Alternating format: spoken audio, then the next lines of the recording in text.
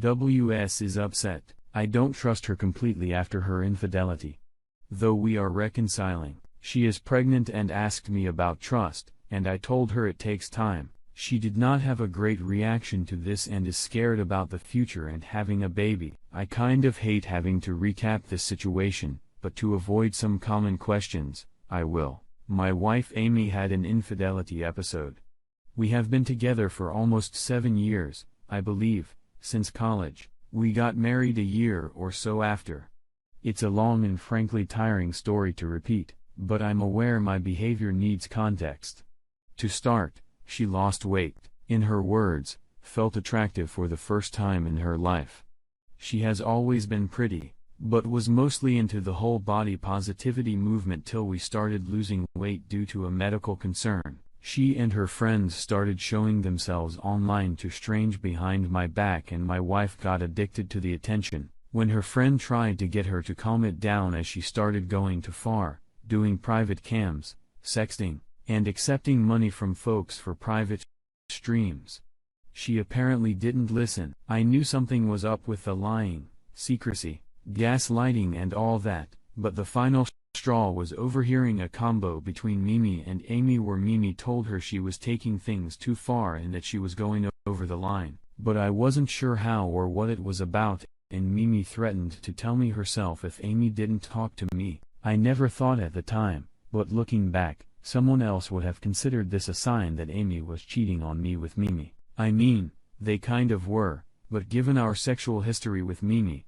that was neither a question or an alarm. I confronted Mimi while Amy was at work telling her she and Amy can come get her stuff and Mimi spilled the beans, and told me the fight was because Mimi, who has enough, warned Amy not to talk to people privately, do private cams, or any of that. And she had found Amy doing that behind her back, and a particular fan was getting very insistent and offered Amy a huge chunk of money to do more. He had sent the money. Amy told Mimi that she had not intention of cheating though she basically already was and that she would just keep the guy's money, something like $5,000 as it was sent to her PayPal as a gift, and she never agreed to it, but she had been claiming for the guy and sexting with him. To wrap up the recap, I was furious. Confronted my wife, heard her side of the story because we are definitely not hurting for money by even the most liberal stretch of the imagination, found out from her that it had nothing to do with sexual gratification or wanting to duck other guys, which she claimed she didn't, or me or my performance as a lover or a partner. She had got addicted to the attention, the gratification, the fact that these people desired her enough to pay to see it and all. I took my leave of the house for about 4 months. Left the state. Everyone went to therapy. We ended up deciding to reconcile, and it was a long process to get back to anything close to me not being randomly feeling betrayed, angry, and disgusted. I will go on record saying Mimi and Amy's sisters, Sissy, are both thin and attractive, but in my opinion neither are as attractive as my wife, at least not to me. My wife is very pretty. Just was a bigger girl since I've always encouraged her, shared my love for her, and never disparaged her weight. I was blindsided by her body issues as she was always aggressively pro big girls. Before this, and frankly, as a sexual being, I prefer my ladies to have some meat on their bones. My wife checked all my buttons. So I wasn't sure at first where all this self-loathing was coming from. Spend a lot of time angry and blaming myself before finding out the truth. She hid it from me because she didn't want to be one of those depressing fat girls and thought apparently if she didn't say anything I would just keeping on, and not move on to anyone better. I asked the fact that I loved her, married her, moved halfway across the country away from all my friends and family, bought her a huge house and worked tirelessly to make her happy wasn't enough to show that I loved her. She told me that loving her and being attracted to her are two different things. Frankly, it is a nightmare dealing with my own hate and sense of betrayal and wanting to help my wife through this mental weight that has had her down her entire life. It seems it's not easy. But I've been managing through therapy, honesty, and finding out some truths. I've come to terms with a lot of my wife's insecurities. None of it excuses her behavior, but I'll give some highlights.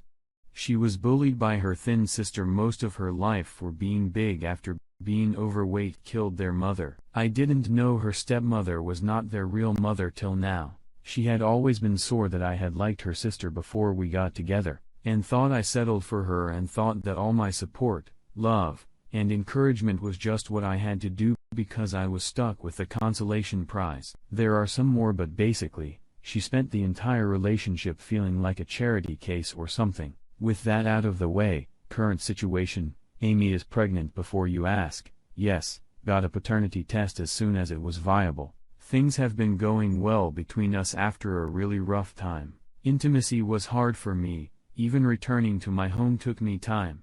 Sleeping in the same room was a no-go for almost a year, but I feel like we've turned a corner. I'm not as certain that I'm an idiot waiting for my wife to betray me again. The problem was that things were going well, and Amy's work hard and is doing all the right things and has for quite some time. Now she's pregnant and emotional and seems to be very happy, though fussy about a lot of stuff. Randomly, she sat down while I was working and apologized again. She has been apologizing for a while like this, so I didn't think anything of it.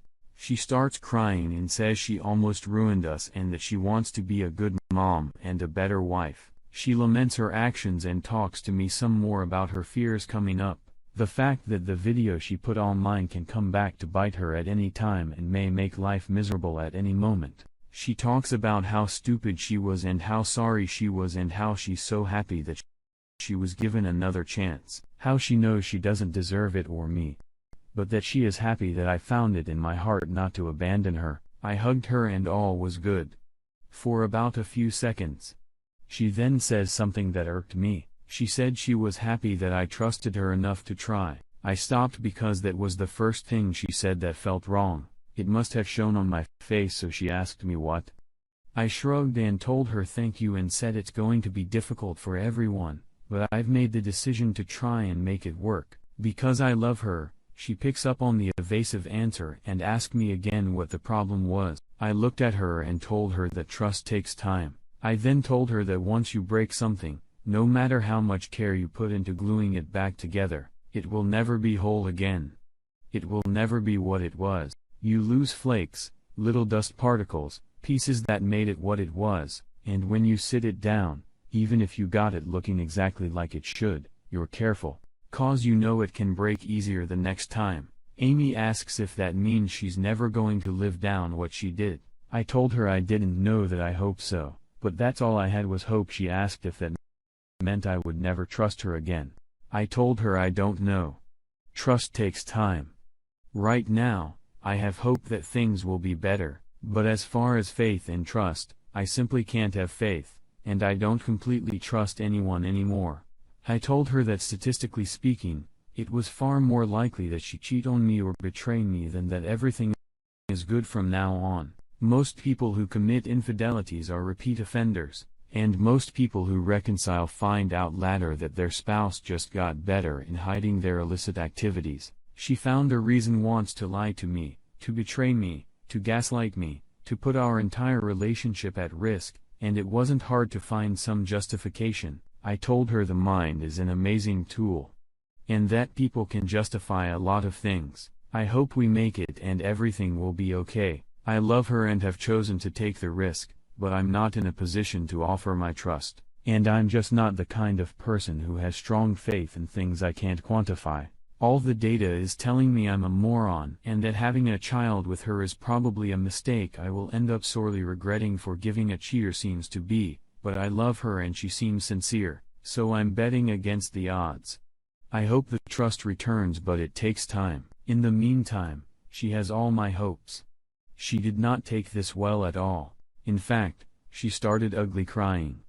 I didn't know what to say to her, so I just held her. She then asks if I don't trust her, then am I even happy about the baby? I told her, yes, regardless of her or I'm gonna love my kid no matter what. We certainly weren't trying for a baby, but I'm all on board with being a dad. She asks if I think I'm stupid for having a child with her. I answer that all evidence points to that being the case. I hope I'm not, but again, the odds are not in my favor. She took this even worse. She asks why not just have an abortion? Why subject me to this if I don't have faith in us? I told her that faith isn't easy and trust takes time. I got hope. That's about it right now, that it will take more time, and we are just on the journey. Hopefully, we'll get there together. Amy got quiet and then began sobbing. She left the room and locked herself in her office. I checked on her several times, but she was just crying. Then her mother came to get her, hugged me and told me she will sort it out. Amy's been at her parents' house for 2 days. I've called. I'm hearing Amy is having second thoughts about the baby. Thought we are almost 4 months into the pregnancy. I've come by her house to drop a food I cooked for her. But Amy cries every time she sees me now. So I just give it to her father and leave. I'm being told that it's just hormones and that everything will be okay. Amy's therapist is on vacation, and I can't wait for her to get back. What am I supposed to do her? I'm trying to be honest and supportive. I've had to balance my own feelings and hers for so long now, and now that she's pregnant, am I expected to get over it? Hey, you chose to reconcile so you can't have those feelings anymore. The situation seems delicate, and I have all the tact of a rampaging elephant. What can I do here? How do I make this woman feel better without lying to her? Do I have to suck it up and pretend I don't have fears and doubts? I do. I'm scared, shitless, that the next time she's depressed, she'll do something crazy to make herself feel better. I also have the nagging doubts in my head given how most of these stories have ended on Reddit. I'm not ready to throw in the towel. I made my decision. I am reconciling and we are having a baby. We are staying married, and I do love this woman with all my heart, but I do not trust her with that heart.